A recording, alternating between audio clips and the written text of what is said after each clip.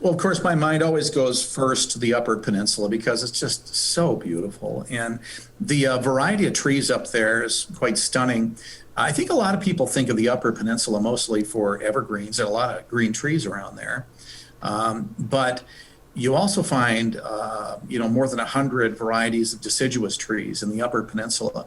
And one of the most beautiful places that's easy to get to, relatively speaking, is Tequamanon Falls State Park. Just about an hour and 30 minutes north of the Mackinac Bridge, north and just slightly west, right up there on the Lake Superior shoreline, basically. It's just awesome, beautiful. I was there on my vacation in August, and I've never seen so many people there. So this time of the year, it'll be quite quite a bit quieter. So I recommend you consider that. And then you might want to go to places that you've really never thought of before, like little towns on the interior of the state. Most people think about the big lake shorelines, and it certainly is beautiful.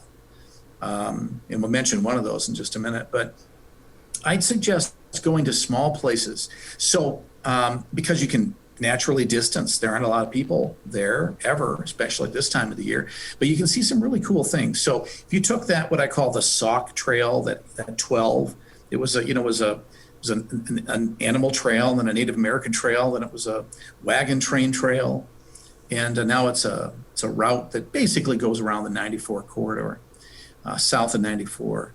And it's so cool. A lot of little towns, built in the 1800s, so a lot of those brick-covered buildings. That's a cool experience. And some of those places are just awesome. Marshall, for instance, I'm into architecture, so you see all these really unique buildings there, including an old stagecoach stop, which is pretty neat. So look for those types of things. It's just countless. Cedarville is a really cool place, another town up north. So you find these little places like that.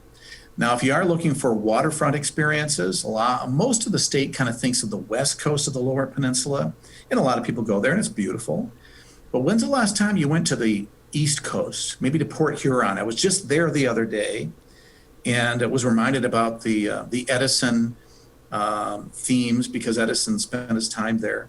So there's a lot of neat things to see, including all the maritime things. Took that drive up, US 23. Is it beautiful? Stunning, beautiful area. Up to like Bay City. What a neat town with lumber heritage, and that's really got a lot of things going for them right now. And then a little bit farther north up the Sunrise Coast, Oscoda. I had never stayed overnight there, and I just thought it was cool. Kind of an old-timey place with a lot of little cabins that make up resorts, and there are just dozens of them there. And you're right on Lake Huron. I mean, I stayed at a place that was like 15 feet off the water. It was awesome. And then kept on going north. The dinosaur experience there, Dinosaur Gardens, this is fun. And then it went all the way up to Alpena. And among the things that we did, we went to Rockport State Park, and we looked at fossils, took a couple fossils home. If you go to that park, one of our newest, you will see fossils. You'll step on fossils. They're all over the place. 300 acres of rocks, and you can take 25 pounds home with you. So again, education and travel, and a totally different type of state park experience than what you might be thinking.